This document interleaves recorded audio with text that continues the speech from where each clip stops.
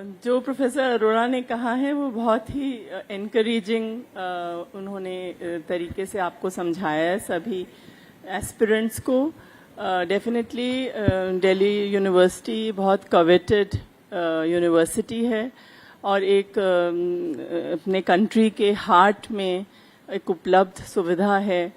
और जब से ऑनलाइन एडमिशन्स और ऑनलाइन एप्लीकेशंस एंटरटेन करी जा रही हैं, अब तो काफ़ी साल हो गए, 6-5-7 साल हो गए होंगे, तब से हमने ये बहुत ज़्यादा इन्फ्लक्स देखा है एप्लीकेशंस का और एस्पिरेंट्स का। CUET से एक राहत भी मिलती है कि एक जितने भी हमारे डिफरेंट वेज ऑफ एवैल्यूएशंस हैं बोर्ड्स के across all boards, CBSE, IB या कोई भी और स्टेट बोर्ड्स हैं, उन सबको एक उन सब से ऊपर हटके एक लेवल प्लेइंग फील्ड मिलती है। तो एक मौका आप लोगों को और मिलता है और सिलेबस भी बहुत डिफाइंड है, CBSE का सिलेबस फॉलो होता है।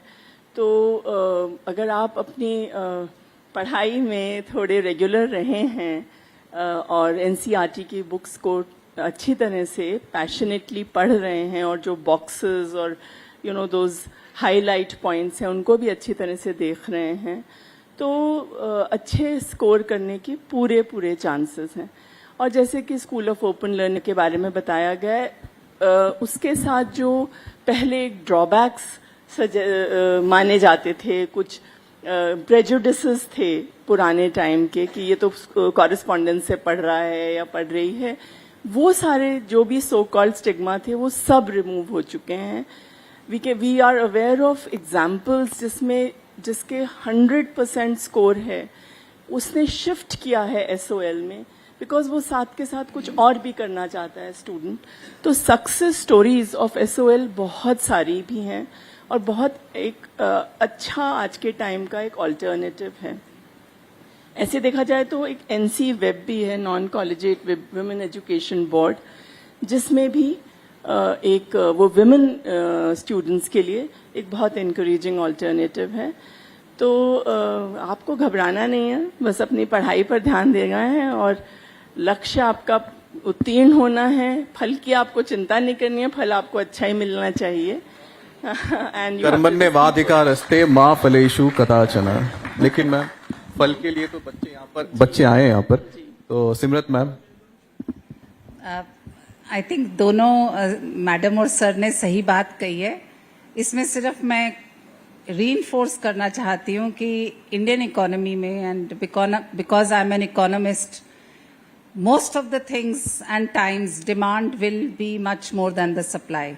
वो दिन गए जहां हम लोग बोलते थे supply creates its own demand. ऐसा नहीं होता है। हम लोग कोशिश जरूर कर रहे हैं कि अगर बच्चे ज्यादा हैं तो आप उनको कॉरेस्पॉन्डिंग सर्विसेज भी प्रोवाइड करें ताकि we are able to match up. लेकिन the very fact that we are a developing economy, we are an emerging economy, और उसके ऊपर we are the highest growing and fortunately demographic profile is presently in our favour, which means youth बहुत ज्यादा है। Youth ज्यादा होने का मतलब है कि आपको डिमांड फॉर एजुकेशन भी आज बहुत ज्यादा है। Shriram college of commerce is going to celebrate 100th year next year. जब शुरू हुआ था तो तकरीबन सिर्फ 600 बच्चों के लिए था आज का इंफ्रास्ट्रक्चर। आज की तारीख में 3500 बच्चों से ज्यादा को वो एब्जॉर्ब कर रहा है, और जब 4th ईयर आएगा तो उससे भी ज्यादा करेगा।